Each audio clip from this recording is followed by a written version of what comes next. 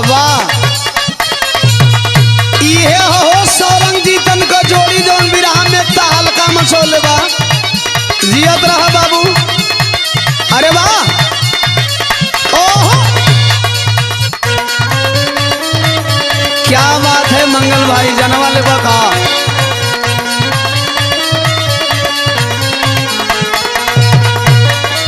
हम वफा करके भी तन्हा रह गए, हम वफा करके भी तन्हा रह गए, दिल के अरमान आंसुओं में।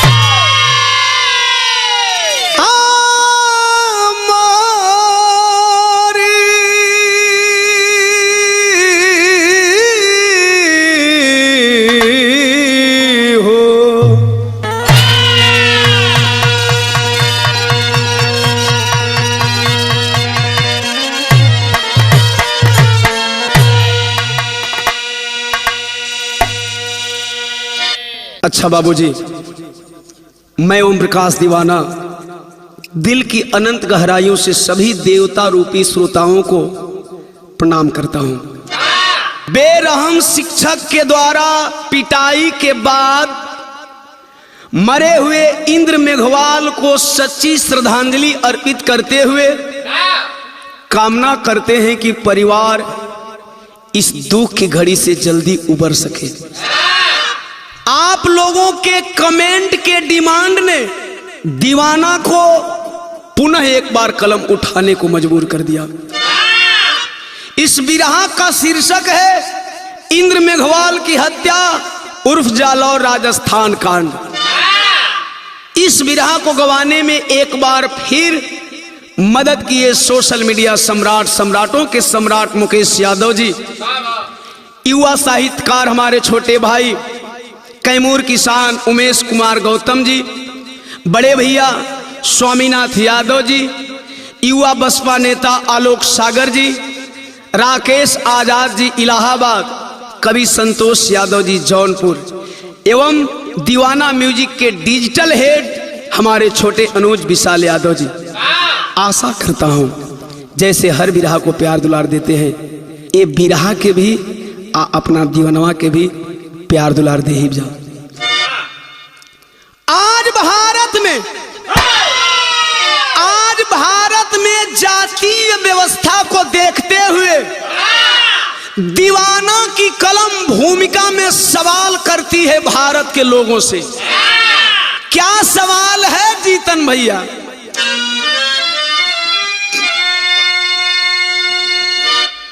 एक तन एक वतन में जो पैदा हुआ, उसकी जाति अलग तुम बताते हो क्यों? धर्म जब एक है, कर्म जब एक है, मानो होकर मानव को सताते हो क्यों? जाति मानुष में किसने और कैसे बनाया? कोई सछूत है, कोई अछूत है, कैसे उतरेगा कब यारो पूछे दीवाना? जन जन में चढ़ा जाति का भूत है।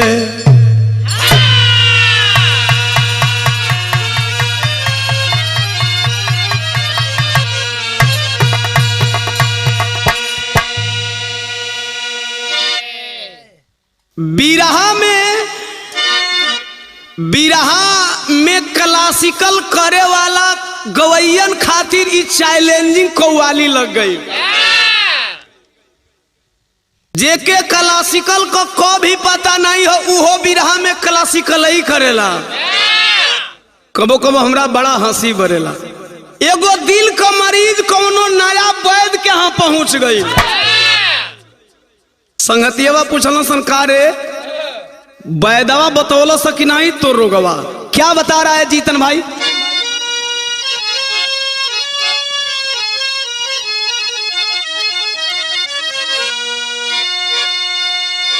नवजिया वैद्य क्या जाने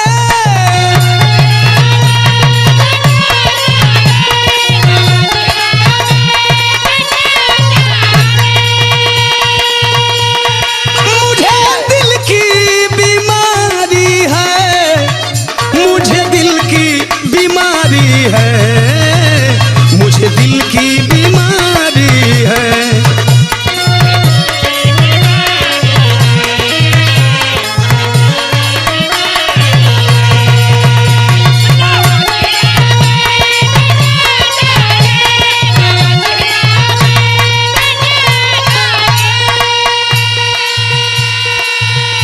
दोस्त पूछने करे क्या क्या बताया वो डॉक्टर रे।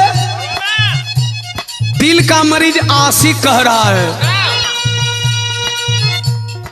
कभी कफरोग बतलावे कभी तासीर गर्मी की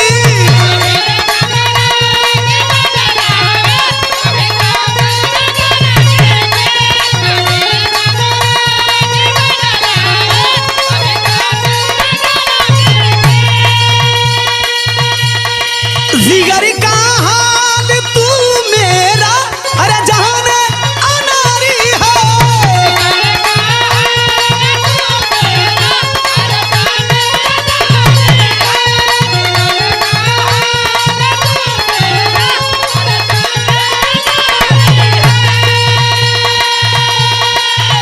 अरे जिगर का हाल तू मेरा अरे जाने अनारी है मुझे दिल की बीमारी है।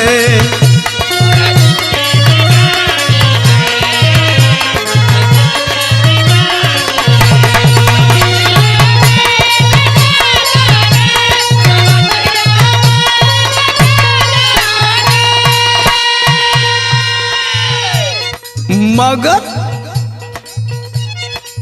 यह भारत और भारत के लोगों की वर्तमान हालात को मद्देनजर रखते हुए ओम प्रकाश दीवाना कहता है मेरा भारत हुआ रोगी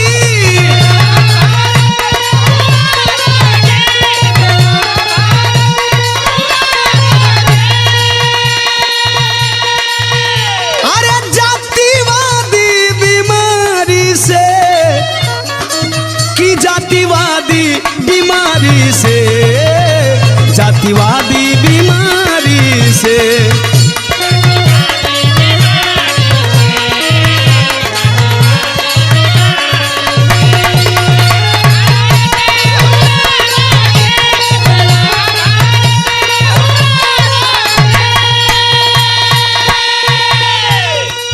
ई रोग कैसन हो मानो को ना छुए मानो धर्म शास्त्रों में वर्जित है।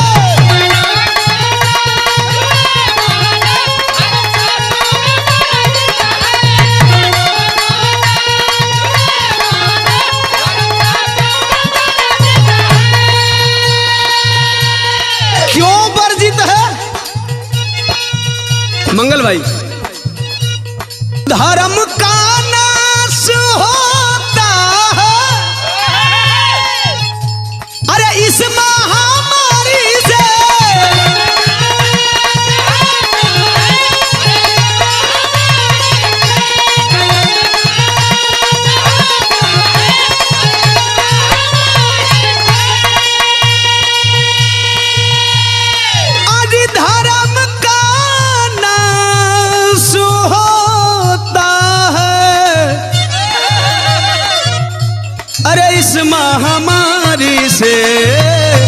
जातिवादी बीमारी से।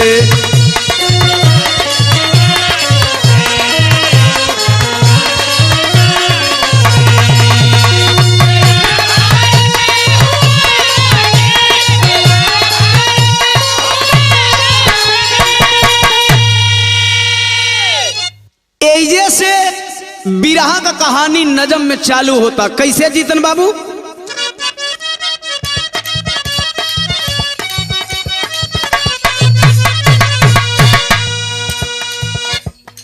मुकेश भैया नजम में भारत का सच्ची तस्वीर बतावत। भारत का तस्वीर का है आज के समय में।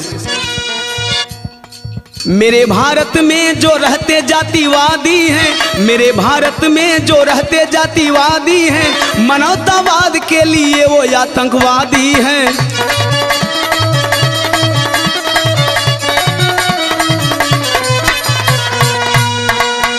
भारत में जातिवाद से बड़ा कोई आतंक नहीं है, नहीं कोई आतंकवाद है। कहना है अछूत श्रमिक मूर्त मंदिर का बनाता है, अछूत श्रमिक मूर्त मंदिर का बनाता है, प्राण प्रतिष्ठा के बाद न छुपाता है।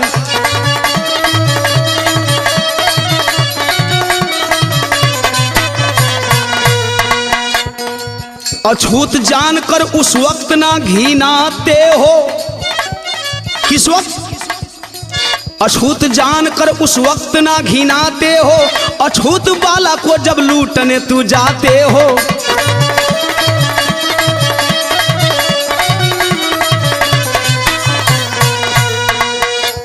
उस टाइम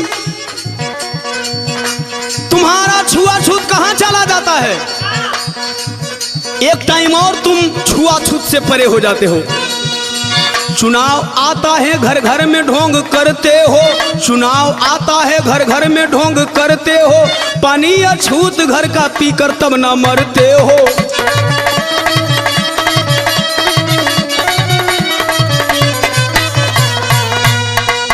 कहानी कहाँ के बा?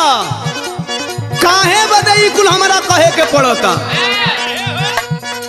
राजस्थान में जालौर की कहानी है, वायरल घटना जिसकी चर्चा पूरे दुनिया में हो रही है। यही भारत की असली तस्वीर है क्या? राजस्थान में जालौर की कहानी है, कौलम युग के गुरु द्रोण की है वहानी है।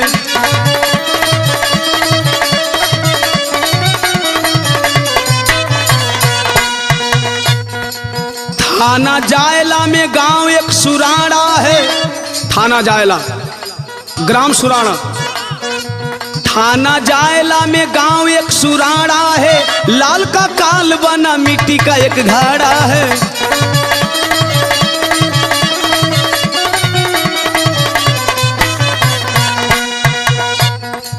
पिता देवराम माता पवनी के दुलारे दो, पिता देवराम माता पवनी के दुलारे दो, नरेश इंद्र मेघवाल नयन के तारे दो।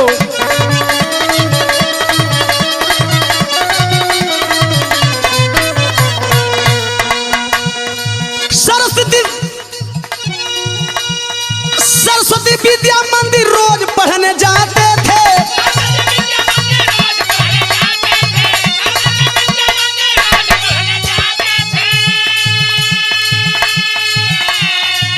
सरस्वती विद्या मंदिर रोज पढ़ने जाते थे। दिन भर पढ़कर संध्या को घर पे आते थे।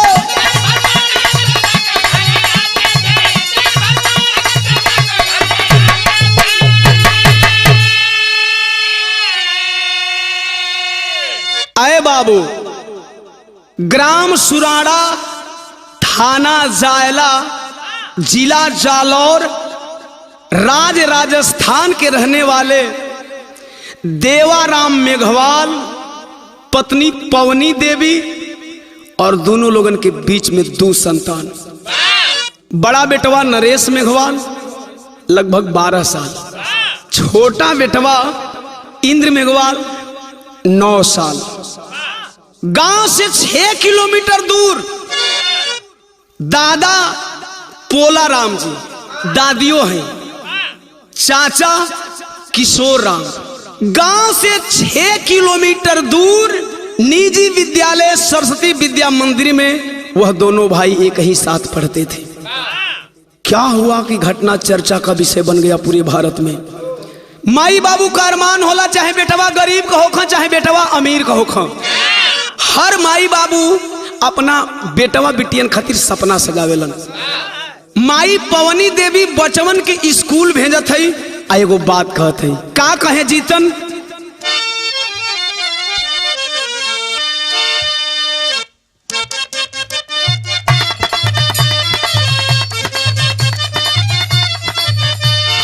मौगी कह दिया मर्दा से, एहो बलमुआ कमाल करिले, मारी के मुस्की निहाल करिले।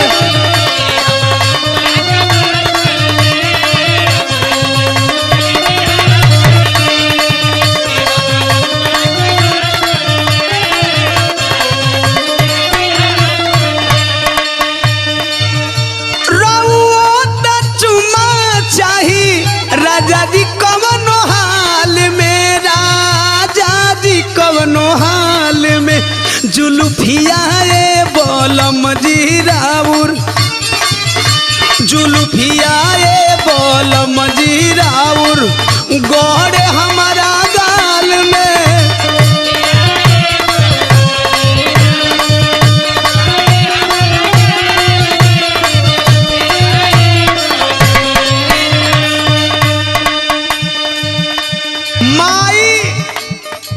पवनी देवी दोनों बचवन से कहत है विदा करे टाइम, मम्मी पापा के अरमान हौआ, एगो सूरज एगो चांद हौआ।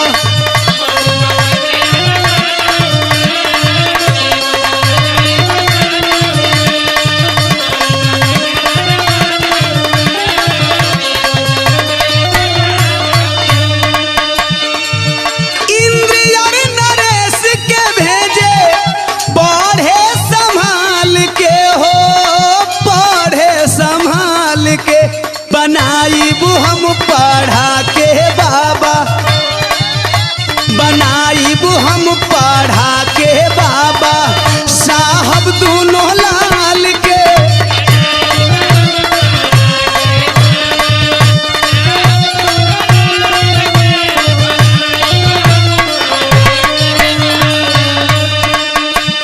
ए लाल, तू लोग पढ़ के बाबा साहब जैसन विद्वान बनी जा।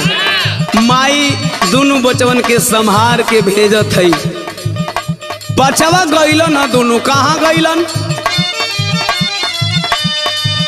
गईले स्कूल 20 जुलाई के सुगानावा, लागल पियास व्याकुल पानी बिना मनावा।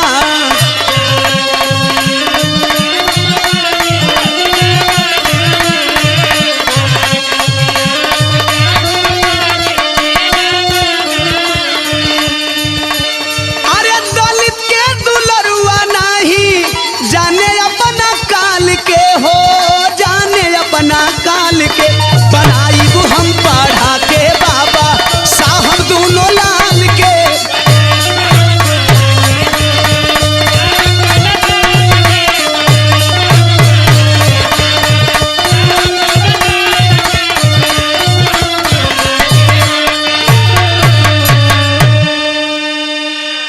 आए बाबू, जब प्यास लगी है 9 वर्षीय इंद्र मेघवाल को, तो वह मासूम पानी की घड़ा की तरफ बढ़ चला।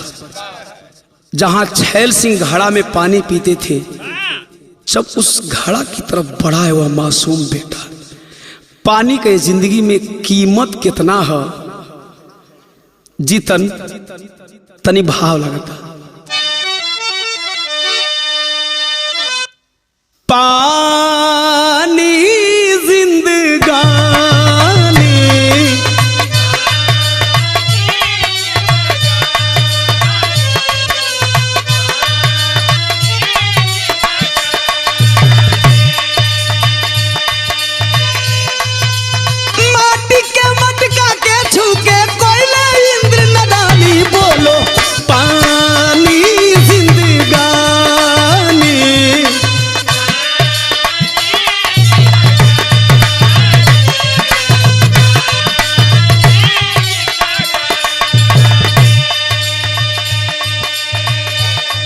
पनिया पियल का कैलस,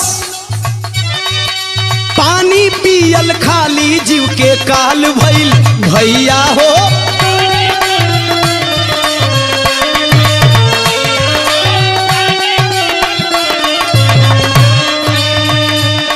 आशैल सिंह के दूनों अखिया लाल भइल भैया हो।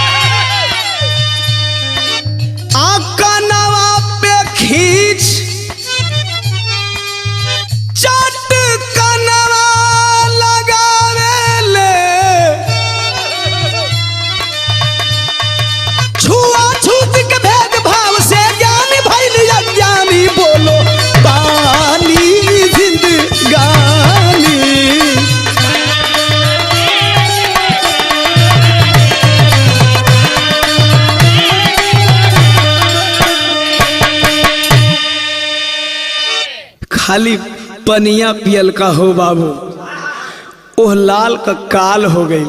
जब छैल सिंह मारने लगे उस विद्यालय के हेडमास्टर उस 9 वर्षीय इंद्र मेघवाल को, बचाव में इंद्र अपना गुरुजी से वो बात कहे, भाव बदला था जीतन भैया।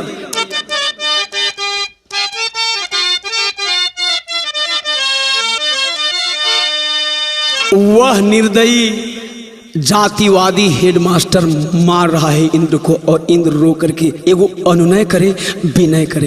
कैसे? मार मत सुन हो गुरुजी, माफ कई द गलती हमार हो।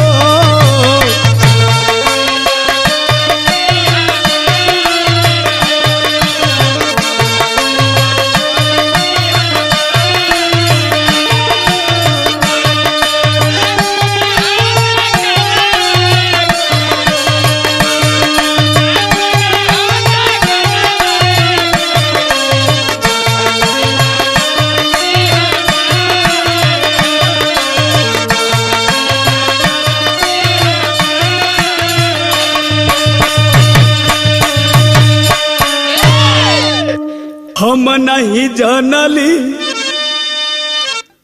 छुआला हमसे पानी, अजनती तक करती ना ऐसन नादानी।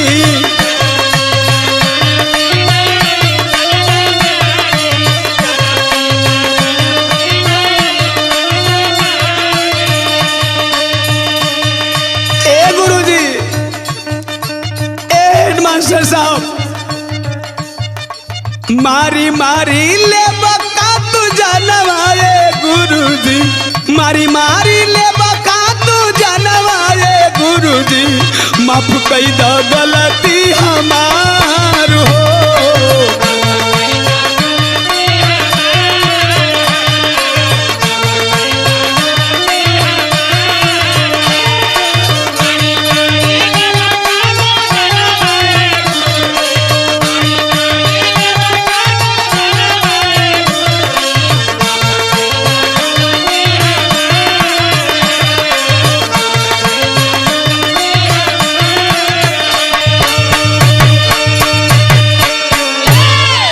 आय हाय, मारता रहा, पीटता रहा, इंद्र चीखता रहा। कवि जी को मजबूर होकर के विदेशिया में भाव देना पड़ा। विद्या के मंदिरावा में जातिवादी भेड़िया हो, अरे द्रोण बनी कालब के मारे चटा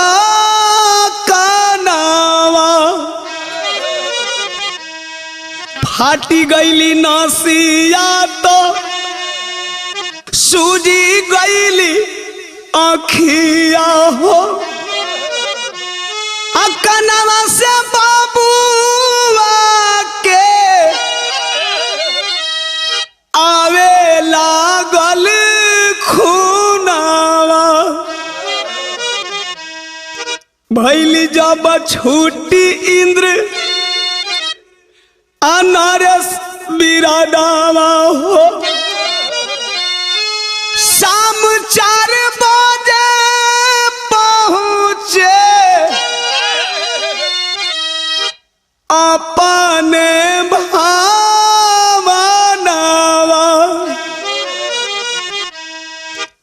मम्मी पापा पूछे देखी ओई आँख के सुजनवा तो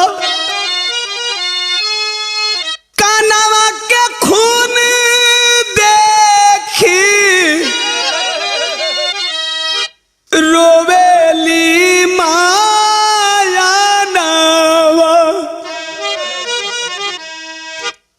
मासूम इंद्र की हालत को देख करके पिता सवाल करते हैं, करे बेटा ये कैसन खून बहता रे, ये कैसन अखिया सूजल बरे, कहां भयल, कुछ बोलता का है ना, कोई तो के मरले बा। हाँ पापा के मारल रे? गुरुजी हेडमास्टर साहब छैल सिंह मारे हैं। क्यों मारे हैं लाल, क्या गलती किया तूने? टास्क पूरा नहीं किया था? नहीं पापा मैंने सब कुछ किया था, तो फिर क्यों मारे? बतावत है तनी भाव चेंज होता जीतन भाई।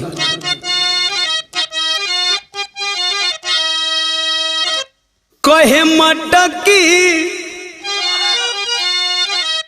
करनवा गुरुजी अरे मारले चाटा कनवा ये पापा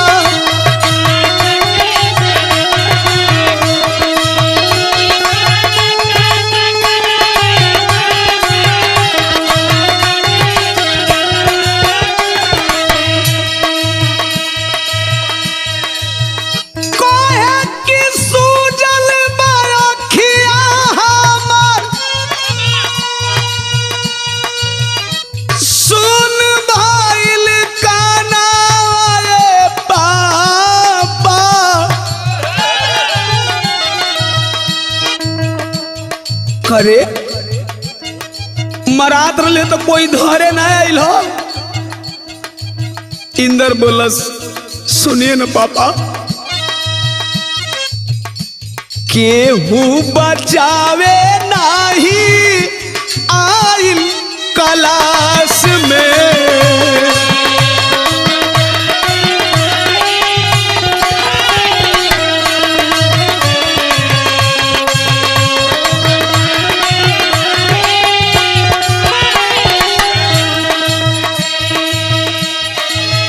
तौले माँ पौनी देवी आ गई लाल,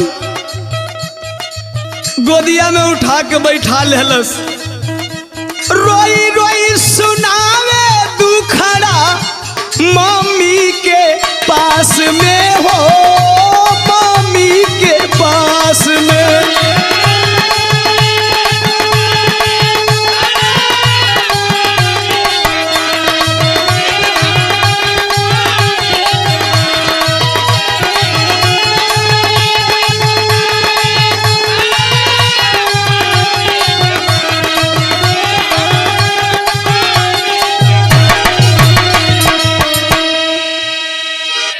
पापा नहीं मल्लम, पापा कहना बेटा तू झूठ बोल रहा है, किसी से झगड़ा किया था, किससे लड़ाई किया था, सच बता। कहता पापा सच कहते ही बतावे कि सच सच कहतानी, अरे करी ना बहनवा रे पापा, मटकी करनवा गुरुजी, अरे मटकी करनवा गुरुजी, मरल चाटा करनवा रे पापा।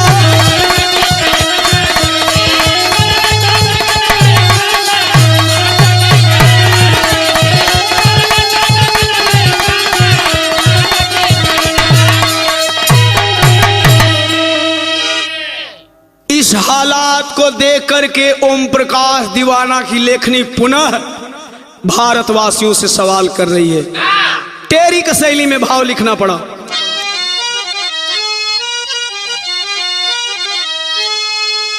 अरे जाति से भारत मुक्त कब होगा मुकेश भैया?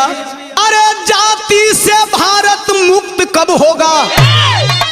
पानी पीने न देती आस्था मूत पिलाती। हिंदू धर्म के ठेकेदारों से ओम प्रकाश दीवाना का सवाल है। सत्य को हजम करना पड़ेगा। पढ़ने वाला हिंदू, पढ़ाने वाला हिंदू, छूने वाला हिंदू, छुआने वाला हिंदू। हिंदू से हिंदू को इतनी है नफरत कि मारने वाला हिंदू, मराने वाला हिंदू। हिंदू ही तो था, हिंदू का ही तो मटका छुआ था, फिर इतनी दुश्मनी क्यों? आपका हिंदू तो कहां चला जाता है ऐसी जगहों पे? धर्म का ऐसा हिंदू बता दे कोई जिसमें मानव ही मानव से नफरत करे। एक को छूने से पानी होता दूषित, दूजे स्पर्श से मटका अमृत भरे। एक पानी छू लेता है तो दूषित हो जाता है, और उसी हिंदू का दूसरा व्यक्ति अगर पानी मटके में रख दे तो वह पानी अमृत हो जाता है। यह कैसा धर्म है? मूछ दलितों का रखना खटकता है क्यों? वो भी तो हिंदू है, हम नहीं कह रहे हैं। आपका धर्म शास्त्र कहता है मूछ दलितों का रखना खटकता है क्यों? छुआ खाना गले में अटकता है क्यों? घोड़ी चढ़ना क्यों दलितों का मौत बने? घोड़ी चढ़ना क्यों दलितों का मौत बने? छोड़ इंसानियत तू भटकता है क्यों? क्या घोड़ी चढ़ने वाले दलित इंसान नहीं है? वो अभी तुम्हारी तरह मानव है, फिर उनका घोड़ी चढ़ना तुम्हें क्यों खटकता है? बेड पे अपना कुत्ता सुला लेते हो। अबे इंसान के रूप में कुत्तों, इंसानी कुत्तों से ओम प्रकाश दीवाना सवाल करता है। बेड पे अपना कुत्ता सुला लेते हो, दूध बर्तन में अपने पिला देते हो। एक इंसान छूले उसी पात्र को जानवर से भी बदतर सिला देते हो। यानी इंसान कुत्ता से भी बदतर हो गया। तो कुत्ता को खिलाने वाले कुत्तों, इंसान से इतनी नफरत क्यों? इंसान से इतनी नफरत क्यों? अगर तुम इतनी नफरत करते हो तो फिर थूकता है ओम प्रकाश दीवाना ऐसी नफरत पर और ऐसी इंसानियत पर और ऐसे धर्म पे। थूकता हूं तेरी ऐसी करतूत पर, तुम भी मानो हो, मानो से नफरत न कर। अरे जाति हिंसा में भारत को झोंको न तुम, खाक हो जाएगा ये शहर का शहर। जिस दिन ये दलित बगावत पे उतर गए, जिन्हें तुम जानवर से भी बदतर समझते हो, उस दिन शहर के शहर चल जाएंगे। तुम बचा नहीं पाओगे, तुम बुझा नहीं पाओगे। खैर माई बाबू बचवा का इलाज करावे लगलन। तरह चेंज होता जीतन भाई, हमारे कैसेट का गीत लगा था। कोनो लइका कोनो लइकी से कहे, अरे बसावा के कोई लेखा लचा के कमरिया, मारे ली नजरिया तो घेरे ले बदरिया।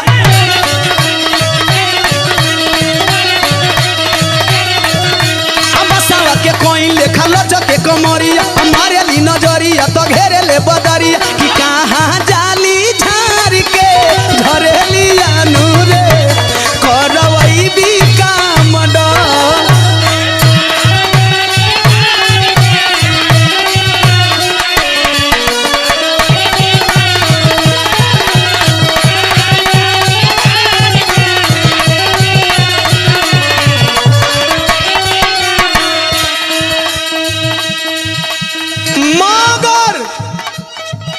इंद्र मेघवाल का हालत 9 वर्षीय वो मासूम का हालत का होता। दिनों दिनों बिगड़े ले लाल के हलतिया, मम्मी पापा चाचा के फेल भैली मतिया।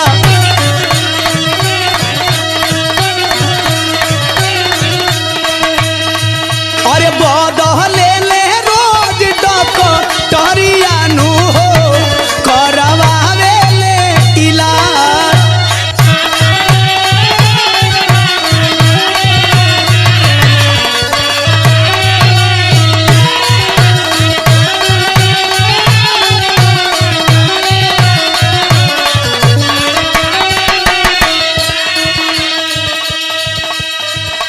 मगर तये बाबू बाबू देवाराम दुकान से दवाई लिया के दहला, आराम ना भई। हॉस्पिटल में लेकर के गए, प्रतिदिन हॉस्पिटल से डॉक्टर रेफर करने लगे। तो कवि जी लिखत हवन, आस्था बजरंग लेके गईले हो, करणी त्रिवेणी घूमी आइले हो।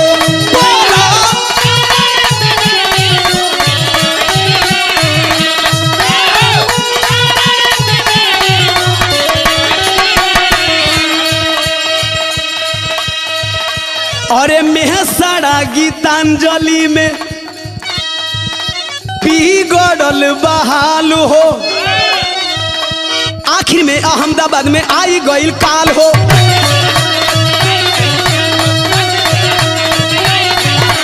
कंदा भैली लाल के नजरिया नु हो, करवावे ले इलाज।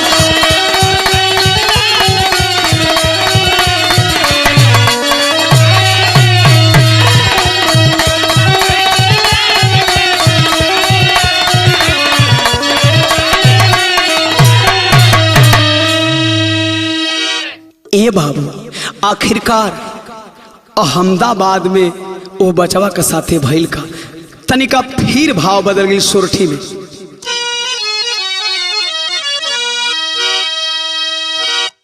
कि 13 अगस्त के 11 बजे दिनावा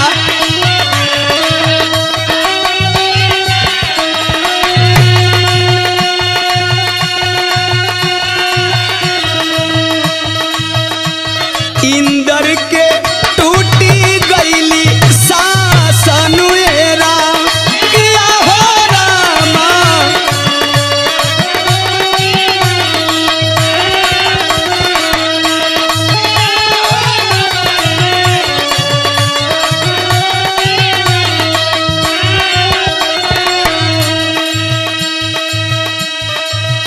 देश आजादी का 75 साल पूरा होने पर अमृत महोत्सव मना रहा था। कवि जी बड़ा दुख में वो लाइन लिखत हवन, कैसी अमृत महोत्सव, यही अमृत महोत्सव है। आजादी के 75 साल पूरा होने के बाद भी एक दलित को घाड़ा छूने के लिए मारा जाता है, पीटा जाता है, और मारपीट की वजह से वह मासूम बच्चा दम तोड़ देता है। कवि जी का शिकायत है, अमृत महोत्सव मृत महोत्सव बहनी गाइले में।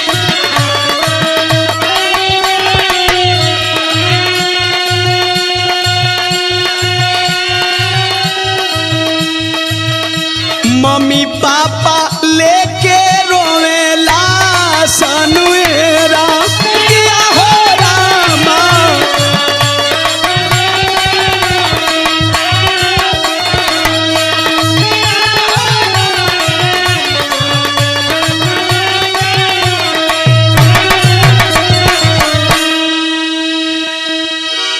ए बेटा बेटा, पूरा देश तिरंगा झंडा फहरावता रे, उठ, तोर संगतिया तिरंगा झंडा लेके रोज घूमता रन। ए बाबू, इस हालत को देख करके केवल वह माँ और बाप नहीं रो रहे थे, और कौन लोग रो रहे थे कि पूरा भारतवासी रोवे धारा तीगा गाना अरे धारा।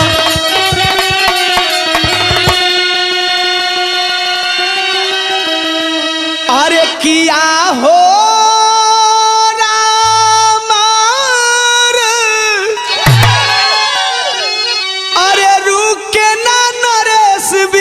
के आसनुएरा।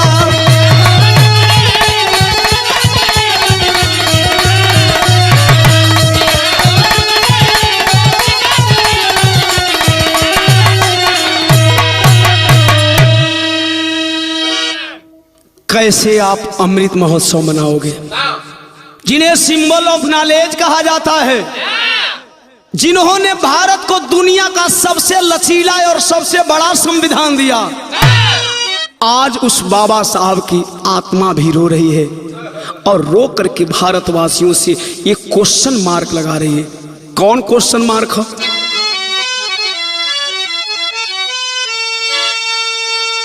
अरे न्यायवाली बाबा के नेवारियानु हो,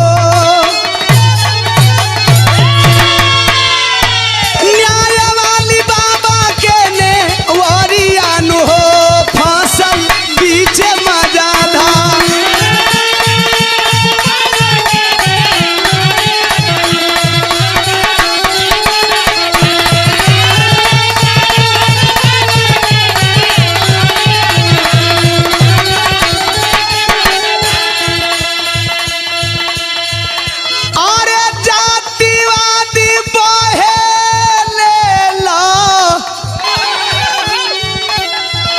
हरियाणु हो कैसे लगी है किनार, जातिवादी लहर से बाबा साहब की इंसाफ रूपी नौका डगमगा रही है। इस इंसाफ को दिलाने के लिए और भारत के दबे कुचले SC ST OBC समाज के लोगों के हक के लिए बाबा साहब ने क्या नहीं किया। जरा बाबा साहब का बचपन और बाबा साहब का संघर्ष याद दिलाना चाहता हूं। विद्यालय के बाहर बैठी और कोयले पढ़ाई, यही मनुवादी बाबा साहब को भी पानी नहीं पीने देते थे, लेकिन उन्होंने लड़ करके पानी पीने का अधिकार दिया। और अधिकार देने के बाद भी आज मटका छूने का अधिकार नहीं है भारतवासियों को। तो ओम प्रकाश दीवाना की कलम कह रही है, विद्यालय के बाहर बैठी और कोयले पढ़ाई, असमता समानता के लड़ले लड़ाई, बाकी का मिलल बा? छुआछूत भइल बा जो हरियाणु हो, कहिया बदली विचार।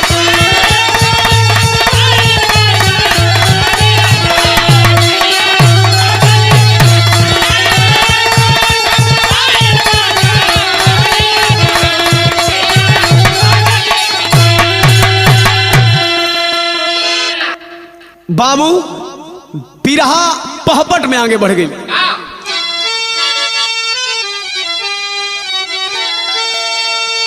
अरे FIR में छैल के भइल हिरासत हिले सियासत हो, अरे FIR में छैल के भइल हिरासत हिले सियासत हो, आय आंदोलन से कांप गइल बा भारत हिलल सियासत हो।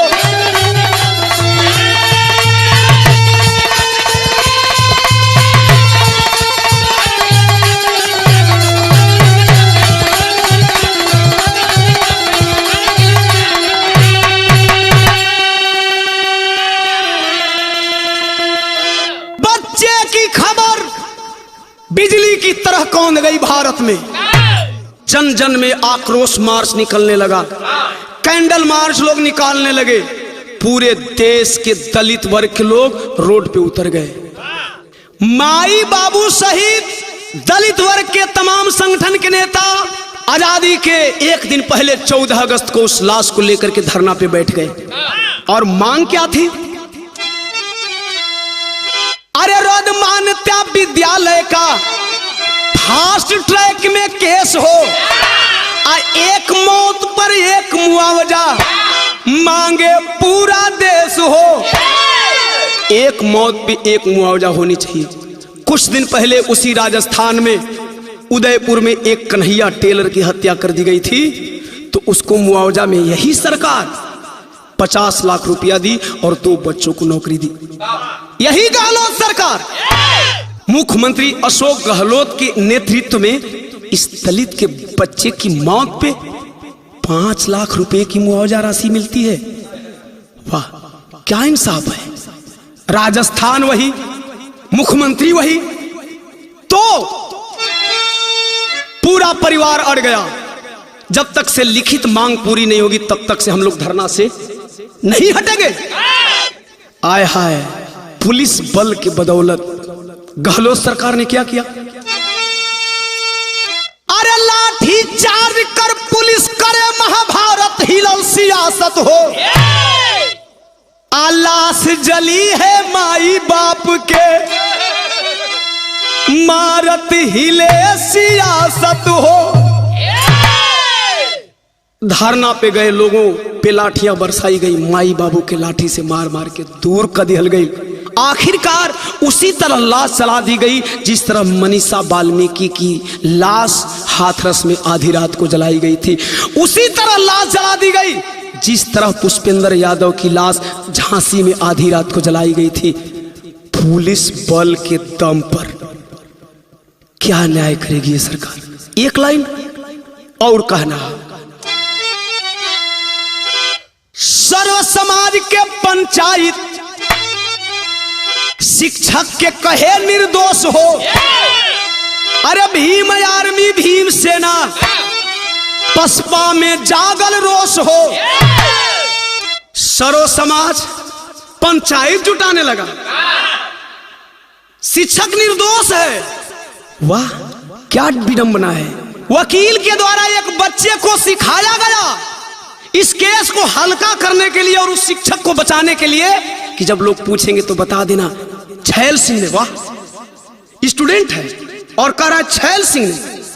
फाइनली वकीली भाषा है, छात्र है, गुरुजी नहीं कर रहा है, सर जी नहीं कर रहा है, टीचर नहीं कर रहा है, हेडमास्टर नहीं कर रहा, छैल सिंह ने। बस्ते के लिए झगड़ा हुआ, हम दोनों को एक एक तमाचा मारे। अच्छा, एक एक तमाचा मारे तो एक के कान से खून आ गया, एक के आंख से सूजन हो गया और तुमको कुछ नहीं हुआ।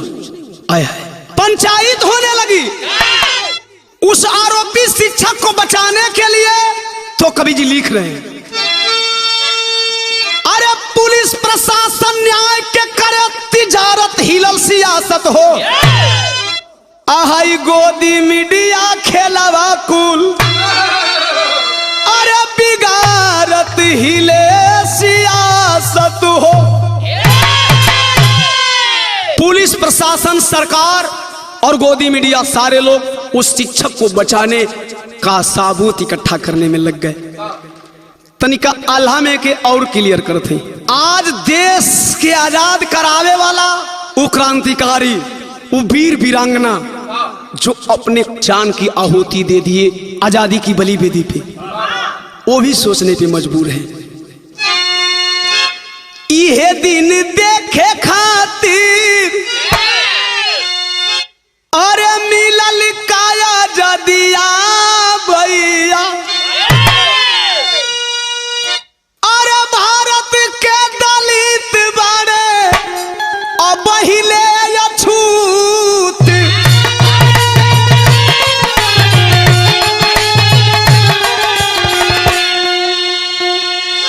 गोरा अंग्रेजवा त देशवा के छोड़ी रे गईल, काला अंग्रेज करे आहाई काली करतूत।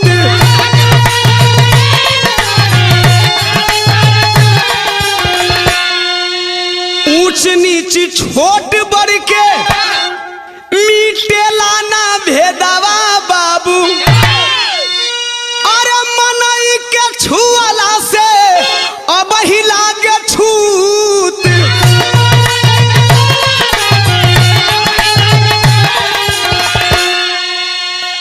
आदमी के छुअल जहवा, अरे आदमी ना पानी पिए, आया सथा में अंधा बन के पिए लोग मूत।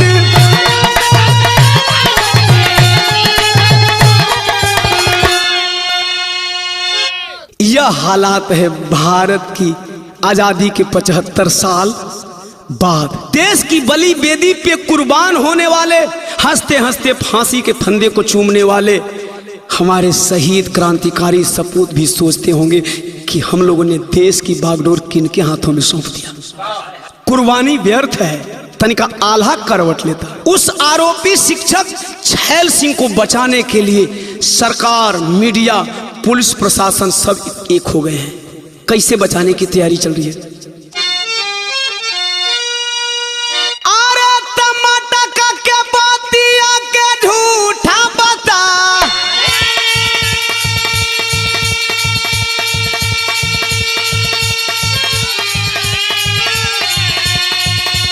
पुलिस प्रशासन को हलो सरकार,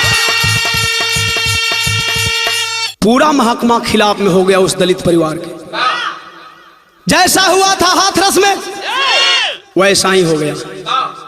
एसपी हर्षवर्धन अग्रवाल मटका नहीं होने की पुष्टि तक कर डाले। वाह, अच्छा, मटका को हटाने में टाइम कितना लगता है?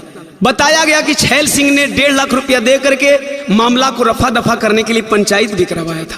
तरह तरह का वीडियो बनाया गया। एक न्यूज वाला कवर कर रहा था पूरे घटना को, करीब करीब 2 मिनट के वीडियो में 2 बार मटका दिख गया। राजस्थान जैसी जगह में मटका ना हो। विद्यालय की स्थिति आप लोगों ने देखा होगा, कितनी जर्जर स्थिति थी। तो क्या छैल सिंह हेडमास्टर साहब अपने को ठंडा पानी पीने के लिए मटका नहीं रखे होंगे? पानी की टंकी आप लोगों ने देखा कि कितनी सुदृढ़ अवस्था में थी। खैर, पंचायत के लोगों का मांग का है, कांस्टेबल थान सिंह के हो खे बहाली,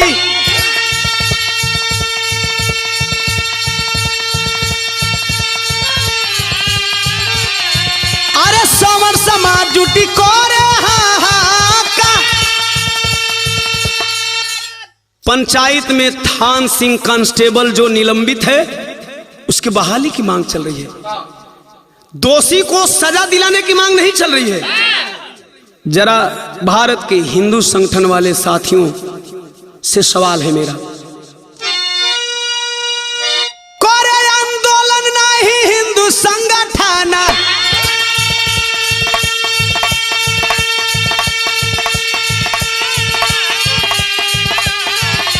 एससी एसटी ओबीसी पे हो खेला अत्याचार।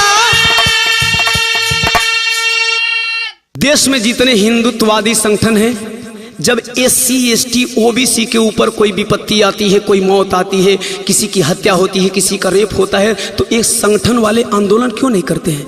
क्या एससी एसटी ओबीसी के लोग हिंदू नहीं है? निशा यादव चंदौली, पुलिस ने घर के अंदर जाकर के मारा। एक भी हिंदुत्ववादी संगठन उस निशा बहन को न्याय दिलाने के लिए रोड पे नहीं आए। मनीषा वाल्मीकि हाथरस, यही संगठन वाले बल्कि रेपिस्टों को बचाने का प्रयास करने लगे। इसी तरह पंचायत में चल रहा है कि उस बच्चे को बहुत पहले से रोक था। मीडिया वाले भी यही बता रहे, पुलिस प्रशासन भी यही बता रही थी। अरे वाह, एक आरोपी को बचाने के लिए देश में क्या से क्या होता है। याद करिए कुलदीप सिंह सेंगर की वह घटना। एक बैकवर्ड समाज की बेटी लुट गई और सारे सबूत मिटा दिए गए, और उस कुलदीप सिंह सेंगर के लिए रिहाई की लोग मांग कर रहे थे।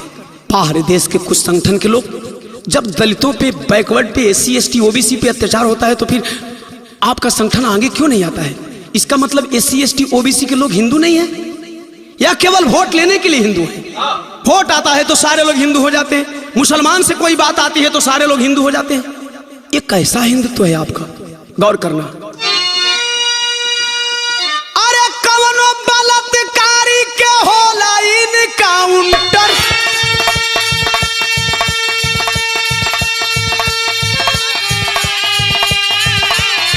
अरे कौनो बलात्कारी के देखाला संस्कार।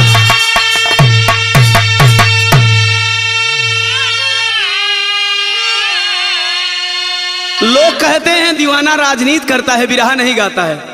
अरे भाई, सच कहना राजनीति है तो मान लो मैं राजनीति ही करता हूं। इसी देश में एक रेपिस्ट को दिन दहाड़े गोली मारी जाती है। अगर रेपिस्ट है तो मैं भी कहता हूं कि बुला लेना, मैं भी 2-4-10 गोली मारूंगा। हम हिमायती नहीं है रेपिस्टों के, लेकिन सवाल है कि इसी देश में एक रेपिस्ट को दिन दहाड़े गोली मारी जाती है, इनकाउंटर किया जाता है, और इसी देश में रेपिस्टों को, बलात्कारियों को बाइज्जत रिहा किया जाता है और कहा जाता है कि ब्राह्मण बहुत संस्कारी होते हैं। अगर देश के सारे दलित विधायक, सारे दलित सांसद अगर ऐसी घटनाओं के खिलाफ अगर इस्तीफा सौंपना शुरू कर दे तो कहीं ना कहीं सुनवाई जरूर होगी। इस हालत को देख करके आप लोगों ने देखा कि यहाँ पे बहुत सारे लोग गए, बहुत सारे संगठन के लोग गए, कुछ राजनेता नहीं गए जो अपने को दलित का हिमायती बताते हैं। हमें किसी राजनेताओं से लेना देना नहीं है, लेकिन दलित वोट लेने के लिए आप दलितों के हिमायती हो जाते हो, और जब दलित के घर में एक घटना होती है तो फिर आप लोग वहां आवाज उठाने नहीं जाते हो। गए दलित समाज के कुछ संगठन के नेता, जैसे कि चंद्रशेखर रावण गए, भीम आर्मी चीफ, भीमसेना से सतपाल तंवर गए, कुछ बसपा के साथी गए। ऐसे छीट फूट आंदोलन करने वाले बहुजन समाज के लोगों से ओम प्रकाश दीवाना एक बात कहता है कि अगर आप इंद्र को न्याय दिलवाना चाहते हैं, अगर जितेंद्र को न्याय दिलवाना चाहते हैं, निशा को न्याय दिलवाना चाहते हैं, पुष्पेंद्र यादव को न्याय दिलवाना चाहते हैं, यदि मनीषा वाल्मीकि को न्याय दिलवाना चाहते हैं, तो इस तरह से न्याय नहीं मिलने वाला है। न्याय मिलेगा कैसे? खड़ी में भाव।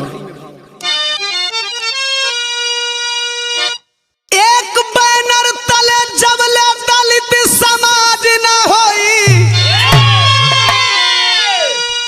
अरे तबल भारत में बहुजन के राज न होई।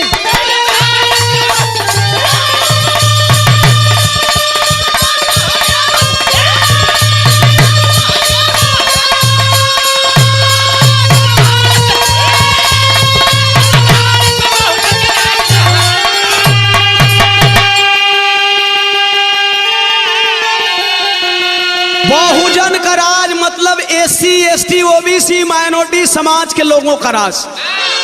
जबले भाई अलग अलग ढोई बो झंडा, आलात मुका गाली जूता, खई बो जा डंडा।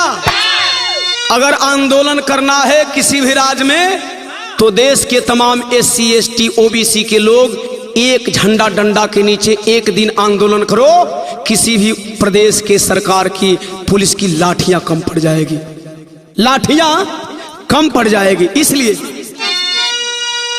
बेटी बहन के सुरक्षित तोहर लाज ना होई, मारल जई है इंदर जितेंद्र मेघवाल हो, अघोरी चढ़े खातिर होई शादी में बवाल हो। अरे राष्ट्रपति बना लो जबल पीएम के ताज ना होई, तबल भारत में बहुजन के राज ना हो।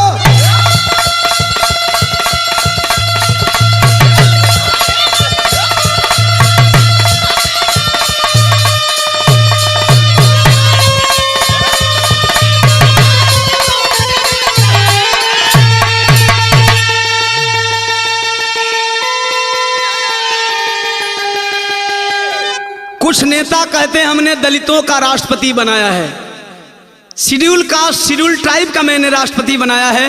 अरे साहब, अगर आप दलितों के इतने बड़े हिमायती हो तो एक बार प्रधानमंत्री बना करके देख लो। क्या दलितों को राष्ट्रपति इसलिए बनाते हैं कि आपके कानून पे आंख बंद करके बिना सवाल किए साइन कर दे? राष्ट्रपति बनाने से कुछ नहीं होगा साहब। खैर, मेरा की आखिरी कड़ी में कहना है, बुद्ध छत्रपति साहू फूले कबीरदास रविदास बाबा साहब ललई यादव संविधान बहावे आस। जाति से भारत मुक्त कब होगा, संतोष दीवाना अब दुनिया